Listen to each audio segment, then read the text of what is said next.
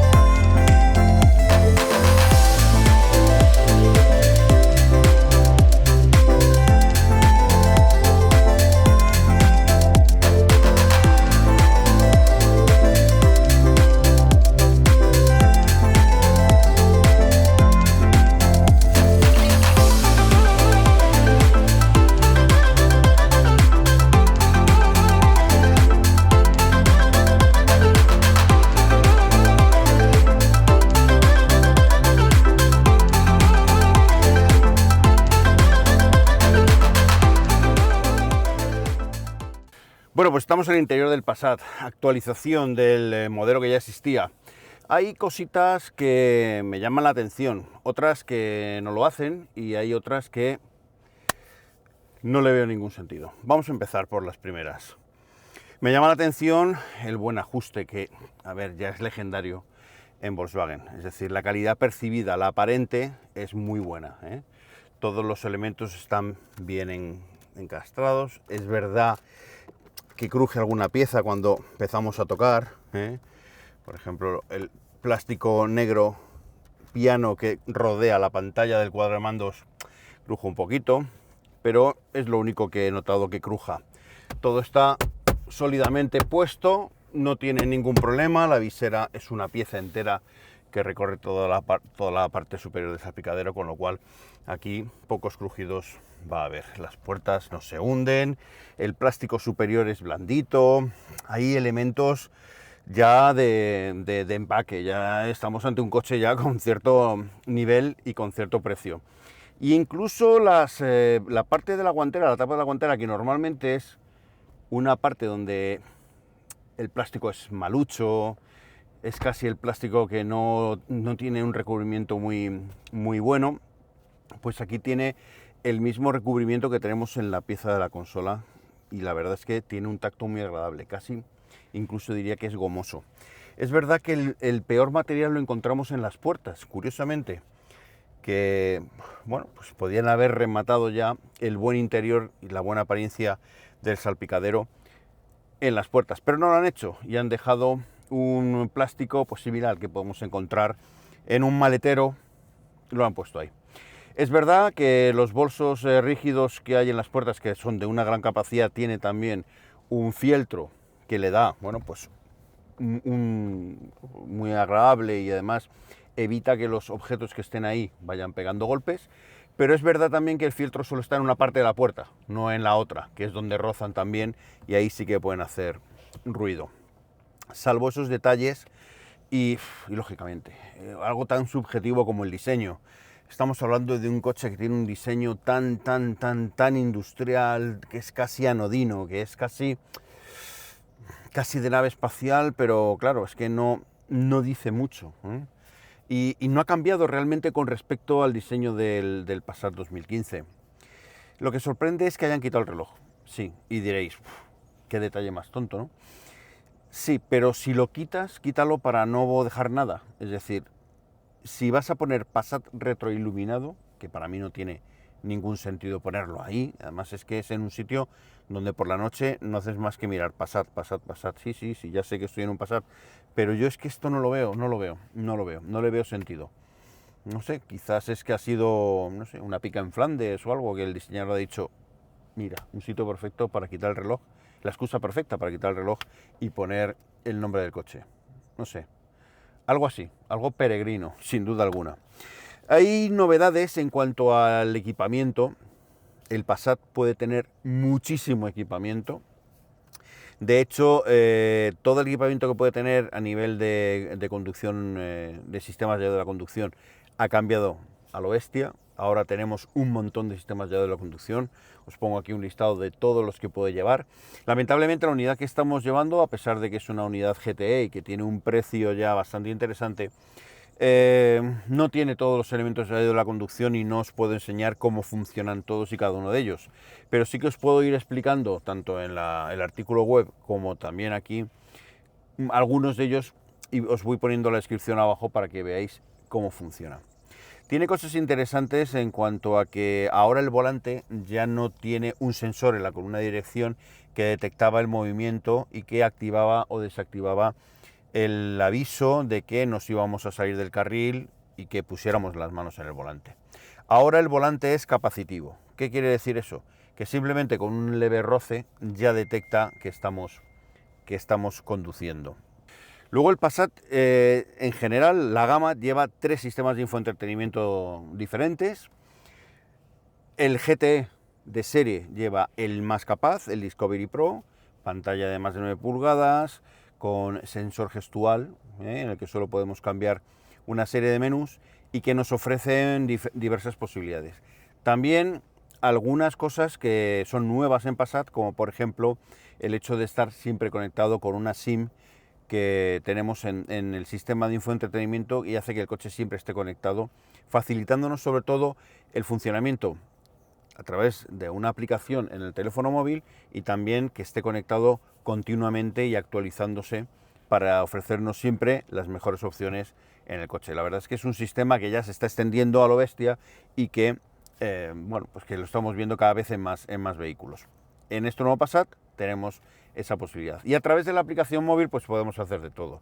Compartir nuestro coche, controlar dónde está, averiguar los puntos que tenemos de taller más cercanos, etcétera, etcétera. Un montón de funciones que además se irán actualizando según vayan pasando los años con nuevas e increíbles funciones, como dice Volkswagen.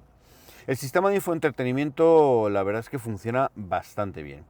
No me gusta demasiado algunos menús, le han dado un lavado de cara, pero es un lavado de cara un poco por encima, pero me parece que es un sistema de infoentretenimiento muy potente en cuanto a las diversas funciones que ofrece. Han implementado cosas muy chulas y otras que son menos chulas, pero a las que han cambiado, las han cambiado para mejor. El cuadro de mandos, el Digital Cockpit, es un poquito más pequeño que el que teníamos en el Passat anterior. Sigue siendo pantalla completa, pero ahora en los laterales tiene 2 elementos en LED para avisarnos, en este caso a la izquierda, del nivel de batería y a la derecha del nivel de carburante. La información es apabullante. Podemos tener diversas vistas, tenemos unas cuantas, podemos configurar la información según como la queramos distribuir a través del cuadro. Tenemos unas prefijadas, una serie de tablillas donde podemos poner ahí nuestra información. Y la verdad es que funciona muy bien, sobre todo para indicarnos, lo más importante es para indicarnos cómo funciona el sistema híbrido. Y os voy a explicar cositas del sistema híbrido. Veréis, este coche tiene modos de conducción, pero luego además tiene los modos de conducción propios del sistema híbrido. Veréis, los modos de conducción son 4. Los modos Eco, Normal, Sport e Individual. Individual, ya sabéis, podemos cambiar diversos parámetros como la respuesta del motor y de la caja de cambios, también de la dirección, incluso del control de crucero adaptativo. Pero luego tenemos los propios modos de conducción del coche híbrido, que son esta teclita que pone E-Mode, que podemos cambiar y ponerlo en E-Mode, que es modo completamente eléctrico. Ya sabéis, hasta 140 km/h podemos ir en modo eléctrico durante 57 kilómetros en la berlina, 55 en el Variant, que es este. A ver, yo en carretera no he hecho más de 30 y en ciudad he estado en torno a los 45. Absteneos de dar acelerones, absteneos de hacer machadas. Conducción hiper suave, conducción muy económica y podréis llegar a una media de 40, 45 kilómetros en ciudad, 30, 35 kilómetros en carretera, ¿vale? Eso es así. O sea, no habéis oído información que decía que bueno, que tenía hasta 70 kilómetros. Sí, es verdad. La batería ha cambiado de 9,6, creo que eran kilovatios hora, a 13, algo kilovatios hora. El crecimiento es importante, pero luego no se traduce en una autonomía realmente importante, no hay un cambio. Dicen que en ciclo NDC el cambio de batería supone 70 kilómetros, no es verdad. O sea, 70 kilómetros será yendo a velocidad muy legal, vías de 30 a 30 o incluso a 20, yendo a 50 o incluso por debajo de 50 en ciudad, y a lo mejor en esas circunstancias, en una ciudad completamente llana, podemos conseguirlo, pero yo lo veo complicado, pero no en este, lo veo complicado en todos los híbridos enchufables, ¿vale? Son coches pesados, son coches que tienen inercias y que hay que mover. Lo que sí que es verdad que tenemos un sistema de recarga, de regeneración de energía bastante interesante. Podemos gestionar dos tipos de regeneración.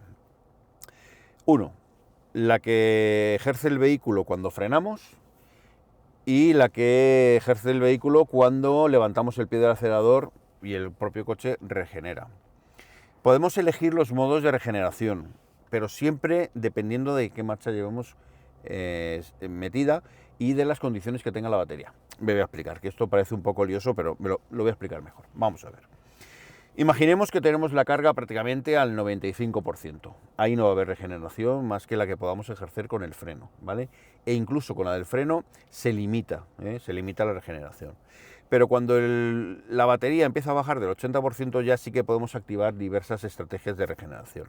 Una, la que he dicho, con el freno, que es la más sencilla, y luego la cinética, que es que cuando nosotros levantamos el pie del acelerador y el coche va con inercia, el motor eléctrico se pone en modo regeneración y entonces, cambiando la polaridad, y lo que hace es meter energía en la batería.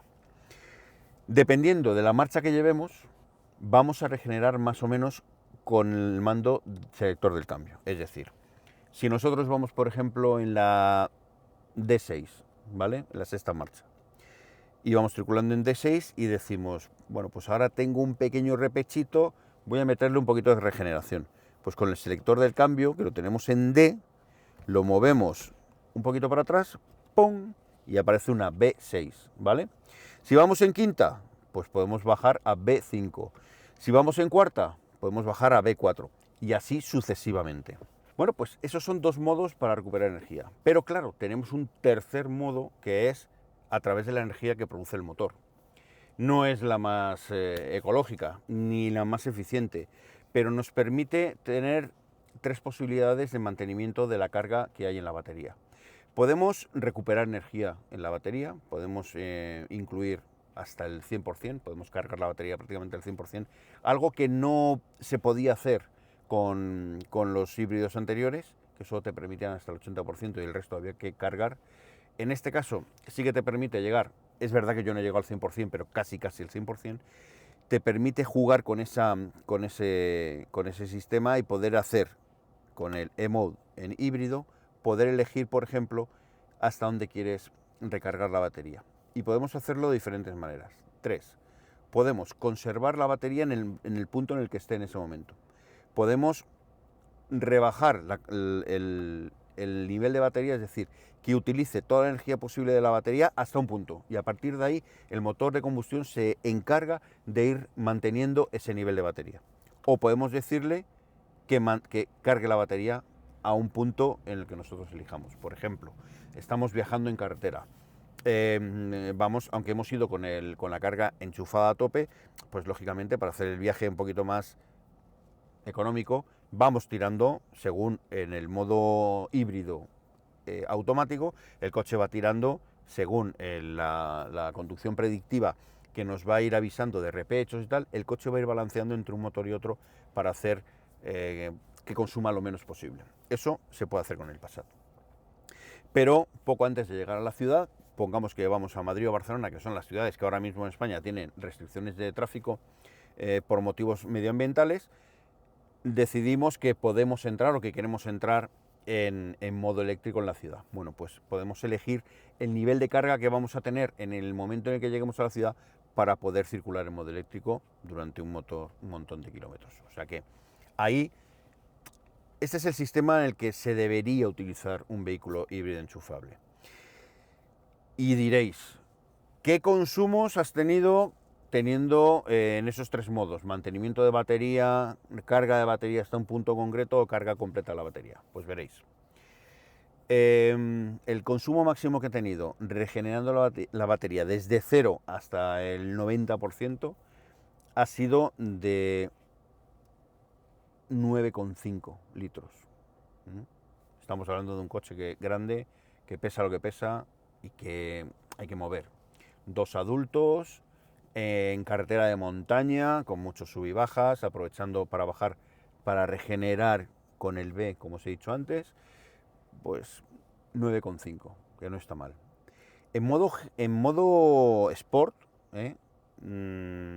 llevándolo con la recarga y llevándolo a ritmo alto, hemos marcado consumos de 10,2. Pero ha sido en las condiciones peores posibles, ¿vale? Y luego, manteniendo la batería en un nivel de carga en torno al 80%, yendo a velocidad legal y manteniendo una conducción normal, sin tener una conducción súper económica y tal, hemos mantenido consumos en torno a los 6,5 litros. No está mal, ¿eh? No está nada mal.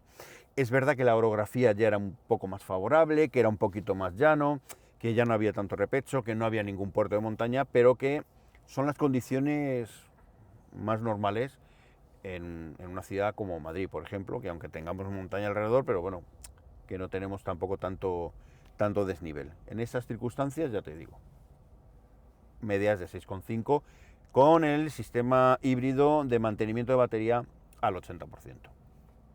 Por eso os digo que con este híbrido sí que podéis jugar bastante con los modos de conducción y cómo queréis luego manejarlos en las grandes ciudades, o incluso podéis decidir, si tenéis la oportunidad, de cargar en casa, por ejemplo, y hacer recorridos de menos de 50 kilómetros, lo podéis hacer perfectamente en modo eléctrico. Si luego tenéis a lo mejor en el trabajo la posibilidad de cargar, pues también. Porque claro, cargar esta batería, al no ser un coche eléctrico, son baterías pequeñas. Es verdad que en un cargador de casa, como enchufe doméstico, vais a cargar en 6 horas. Pero con un wallbox un poquito potente, potencia media, tampoco para volvernos locos, no uno trifásico, no, un potencia media, pues vais a cargarlo en poco más de 2 horas, entre 2 y 3 horas, que no está mal, no está mal. Yo mi wallbox, el que tengo en casa, pues lo he cargado toda la noche, desde prácticamente solo me quedaba una rayita de batería y he estado cargando toda la noche, programado para salir a las 7 de la mañana, y me ha cargado perfectamente, 50 kilómetros, 48 me ponía, para poder funcionar en modo eléctrico. El coste muy baratito. Claro, lo bueno que tiene este coche es que luego puedes viajar con él y que tiene un motor bastante capaz. La conjunción del motor eléctrico con el motor de gasolina, 218 caballos, hace que eso sea posible y que tengamos un coche que para viajar y mantener cruceros legales, pues es un coche que va sobrado, absolutamente sobrado. Y como luego veréis, la capacidad del maletero tampoco se ha visto modificada ni alterada por llevar la batería, que va alojada justo debajo del asiento trasero, con lo cual no hemos perdido maletero. Y de hecho, es, después del Super, creo que es la berlina con más maletero de su categoría, así que luego lo vemos. En cuanto a la ergonomía, hay una cosa en Volkswagen que yo siempre aplaudo, y es que yo me siento en un Volkswagen y no sé por qué, pero enseguida me siento cómodo.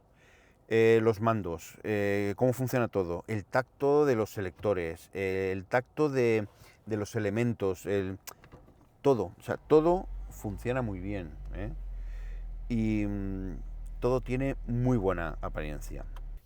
Lo bueno que tiene esto es que te vas a encontrar con un coche muy agradable a primera vista. Ya digo, volante tiene, bueno, pues tiene un ancho de aro bastante bueno, las levas, que es un cambio de SG, las tienes muy a mano. Es verdad que son las levas de plástico que ponen hasta un Audi S7, que me pone enfermo, pero bueno, es lo que hay, economías de escala. El volante está bien, con las piñas y los botones bastante bien enrasados. Es verdad que son un montón de botones. Tenemos 1, 2, 3, 4, 5, 6, 7, 8, 9, 10 y 11 a la izquierda y los mismos a la derecha. Es una barbaridad. Tenemos 22 botones en el volante para hacer un montón de cosas, más las levas, más los mandos. Pero bueno, no está mal. Al final te acostumbras a tenerlos y a manejarlos. Me gusta que estén aquí y aquí, y que a la izquierda solo tenga un mando de luces que prácticamente no voy a tocar nunca, salvo para poner la antiniebla y nada más. ¿Por qué? Porque lo pongo en posición auto y no lo voy a tocar. Este coche además, que lleva unas nuevas luces matriciales, bueno, la gama, porque esta unidad no lo lleva, que además nos va a dar una luz espectacular. Las luces de este coche, que son de LED, dan un alumbrado espectacular. Fijaos las matriciales como pueden ser, ¿no? Que además llevan este balance de sombras y luces mucho más suave y mucho más impresionante. Entonces, como veis, la ergonomía bien, yo con un 88 me siento bien. Estos asientos, que además no son los de serie, son unos que se llaman EcoComfort, que ofrecen mayor sujeción lateral y que nos ofrecen también una comodidad extendida. Y yo la verdad es que he hecho un montón de kilómetros en este coche y lo que más me ha gustado es que, a pesar de que no tiene muchas regulaciones eléctricas, porque tiene la regulación del respaldo, pero el resto son todo mecánicas, pues me he sentido bastante a gusto. Y fijaos, es que el respaldo prácticamente me cubre toda la espalda y el nivel de sujeción llega prácticamente hasta la axila, ¿no? Y entonces, bueno, pues me siento muy a gusto. La banqueta, muy larga, larguísima, prácticamente me llega hasta la corva, con lo cual, sin extensión del asiento, pues ya tiene una muy buena medida. Una cosa que nadie cae, que es que tenemos en un coche automático dos pedales y luego tenemos un reposapiés sólido, que no es de estos de los que pisas y parece que vas a hundir el pie hasta la rueda. No, no, que es sólido, que te apoyas, que aprietas y no se mueve. Pues esos son los detallitos que me gusta de Volkswagen, que es verdad que no hace el coche más bonito del mundo, estoy de acuerdo, pero que son coches que son siempre de notable alto en todo. O sea, a lo mejor no destacan nada, pero en todo es de notable, y eso en un coche pues es agradecer. Prácticamente han renunciado al negro piano, salvo en zonas muy concretas, como por ejemplo el marco del sistema de infoentretenimiento o el marco del sistema de climatización o este marquito que hay aquí. Cosas curiosas, por ejemplo, que aparte de tener todas las zonas engomadas donde dejamos objetos, que eso está muy bien, es que ahora ya han cambiado todos los conectores USB y ya son USB-C. Ojito, si os compráis el coche y tenéis iPhone o tenéis tal, que sepáis que los conectores hay que cambiarlos. Ahí es, USB-C, Lightning. Otra de las cosas que tengo que decir del sistema de infoentretenimiento, hablando ahora de lo de Apple, es que solo es compatible con Apple CarPlay. Todavía no con Android Auto. Pero una de las cosas interesantes que tiene esta conexión con Apple CarPlay es que es inalámbrica. ¿Os acordáis de BMW, que era el único? Bueno, pues ahora ya empieza a no serlo y empieza a haber gente, fabricantes más bien, que empiezan a poner en sus coches las conexiones inalámbricas para las conexiones con smartphone.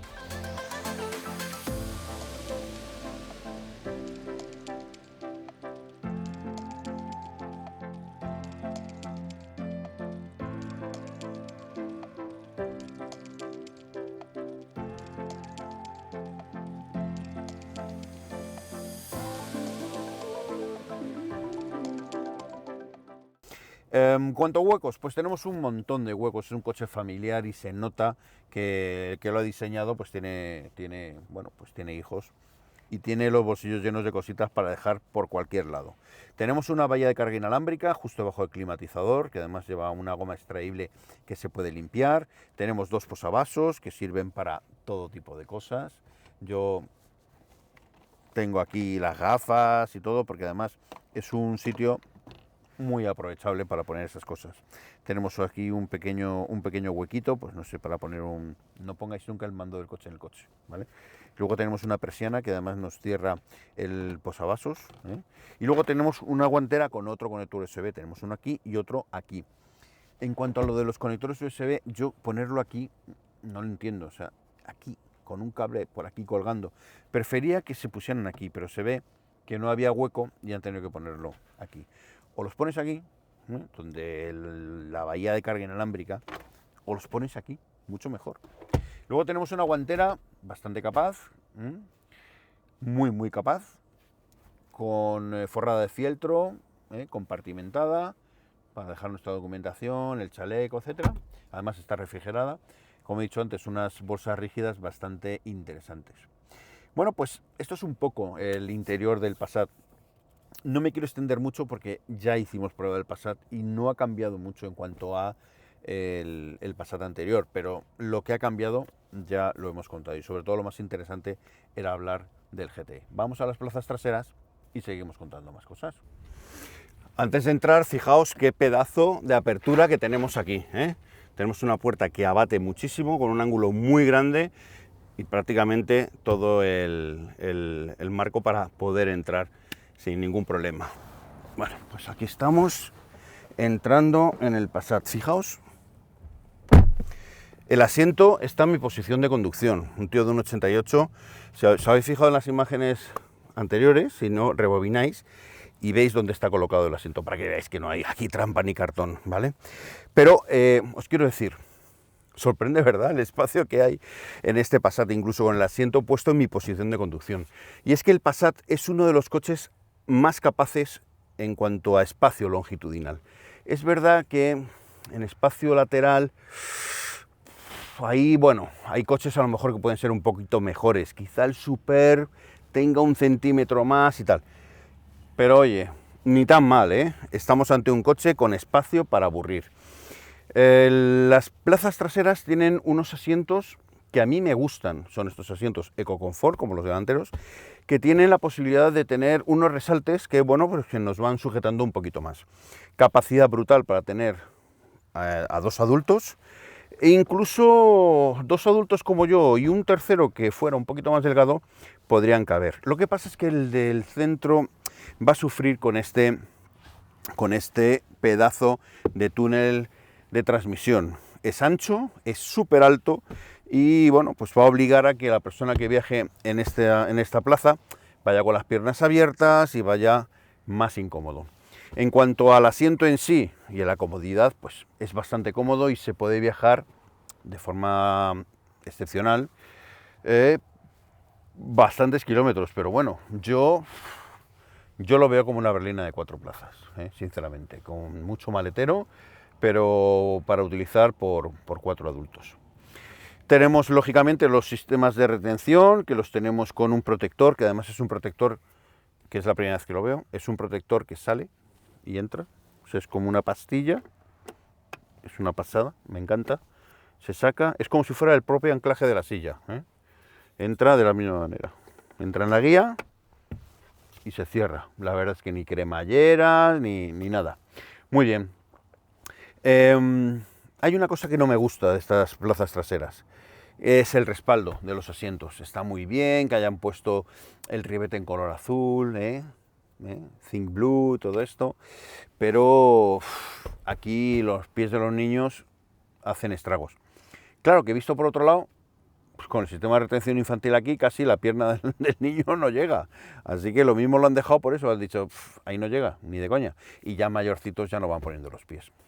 Aquí tenemos unos bolsos en los asientos para dejar cositas, tenemos aquí una pequeña guanterita, 2 salidas de aire, un poquito de negro piano, no está muy bien, y tenemos un conector de 12 voltios, no está mal. Luego tenemos también un reposabrazos, que queda bien, una buena posición, con 3 compartimentos.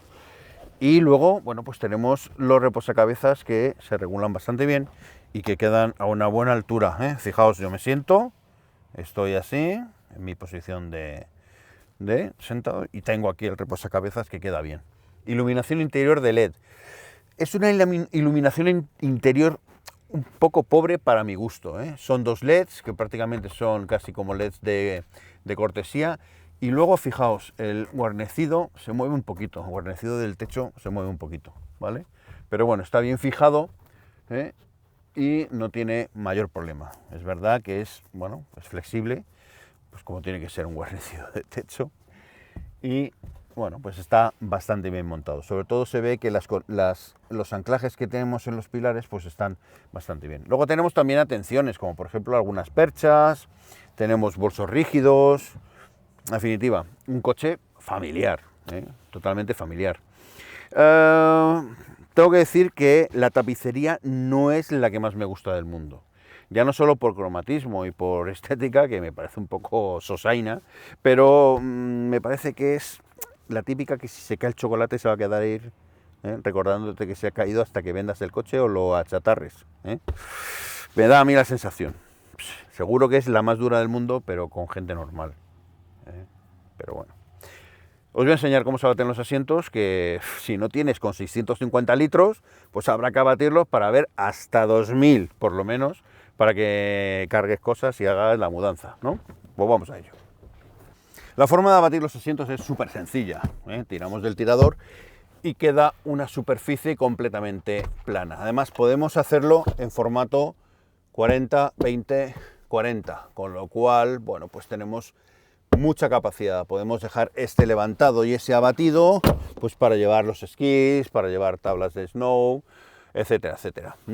O sea que podemos habilitarlo prácticamente a nuestro gusto.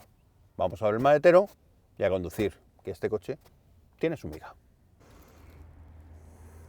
Maletero.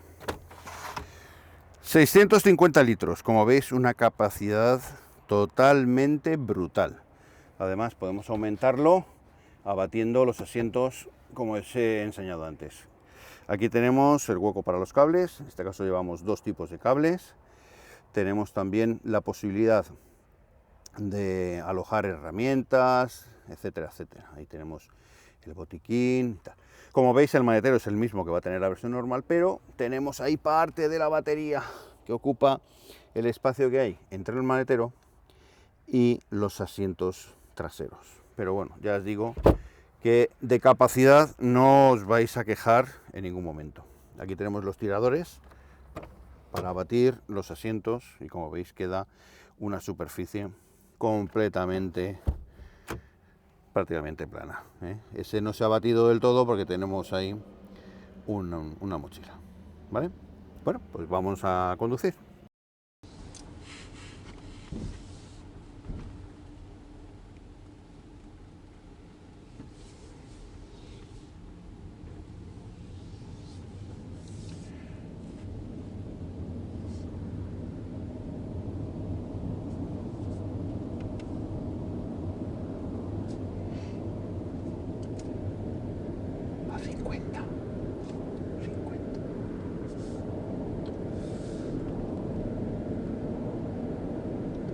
Eléctrico. El modo eléctrico.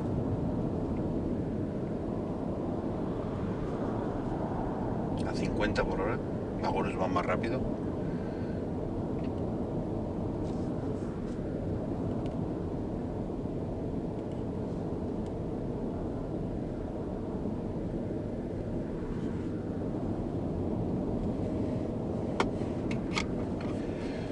Bueno, pues eso es un poco lo que os quería enseñar. Fijaos, a 50 por hora el confort acústico de un vehículo de estas características, ya sea eléctrico o híbrido enchufable, circulando en modo eléctrico, es muy bajo. Estamos hablando 60-62 decibelios, que está muy bien. Es un confort muy bueno. Lógicamente lo que más se oye, y eso es algo que las marcas de neumáticos tienen que empezar a trabajar un poquito más, es el tema del sonido de rodadura. Ahí todavía, y es que es verdad que este coche no lleva unos neumáticos silenciosos, lleva unos neumáticos que se pueden definir casi como deportivos, que para un vehículo de estas características pues puede que no tenga ningún sentido, o puede que sí.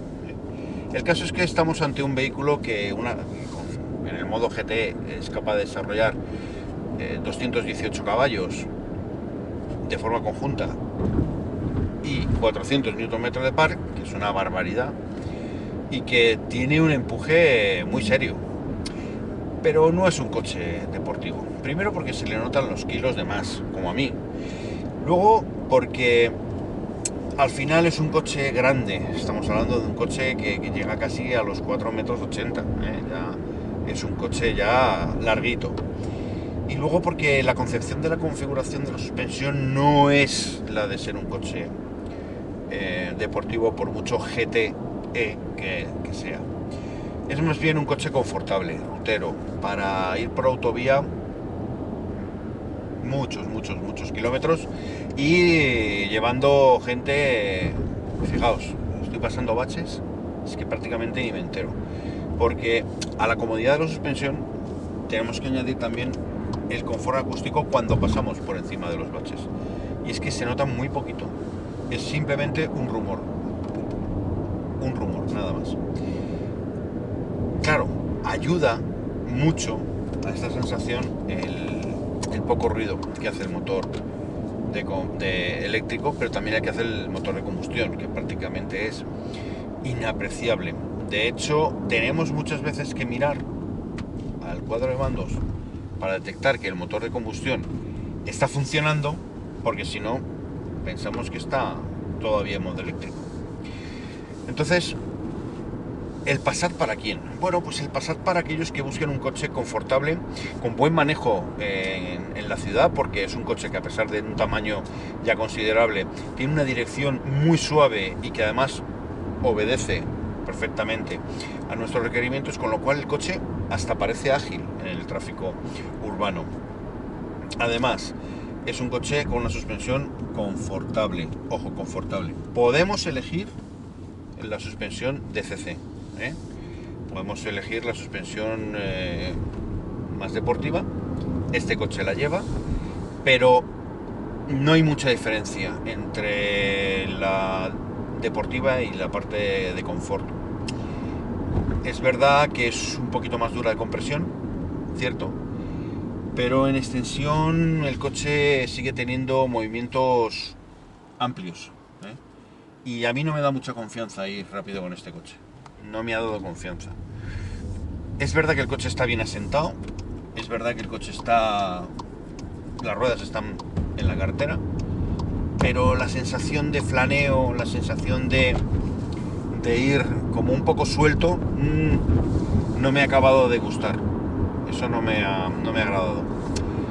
Por eso yo prefiero hacer recorridos en vías amplias, autovías, coche para mucho kilómetro, curvas de amplio radio. Ahí sí que se va a disfrutar. Que no digo que el coche no se desenvuelva bien en zonas un poco más complicadas, que lo hace, pero no es el mejor para eso. No es la berlina más ágil y más dinámica para esto. No lo es. En definitiva, un coche con una carga tecnológica actualizada y a la última. Podemos hacer prácticamente lo que queramos desde el coche. Estamos hiperconectados. Un coche ultra seguro. Lleva los últimos avances que Volkswagen ha lanzado al mercado en cuestión de seguridad activa, pasiva y asistentes de conducción. Con este coche vamos a tenerlo todo, prácticamente todo, pero lo vamos a pagar. Eso sí, tiene un coste, lógicamente, y ahí lo vamos a tener que pagar. Es verdad que ahora el segmento de las berlinas se está retrayendo comercialmente, pero también es cierto que los fabricantes siguen sacando productos muy buenos, y los generalistas, Volkswagen también lo es, están sacando productos muy a tener en cuenta. Este coche es bueno para aquel que tenga un poquito de conciencia ecológica y que vaya a hacer mucha ciudad y que de vez en cuando vaya a viajar sin tener que estar pensando dónde recargar el coche. Ahí es un coche lógico para eso. ¿Que es peor que un sistema híbrido sin recarga por enchufe? Es posible. Pero también es verdad que tenemos ahora opciones 1000 para cualquier tipo de usuario y cualquier tipo de necesidad. Con lo cual, es muy difícil no acertar. Bueno, y hasta aquí la prueba del Passat. Espero que os haya gustado. Si os ha gustado, por favor, le dais un like. Y si no, pues lo intentaremos hacer mejor la próxima vez, prometido. Yo tan solo quiero desearos que paséis una gran semana y que nos veamos próximamente por aquí cerca, en Revista al Motor. Ah, y no os olvidéis de ver las noticias y de ver la prueba. Esperamos ir haciendo cada vez más cositas. Hasta la próxima. Chao.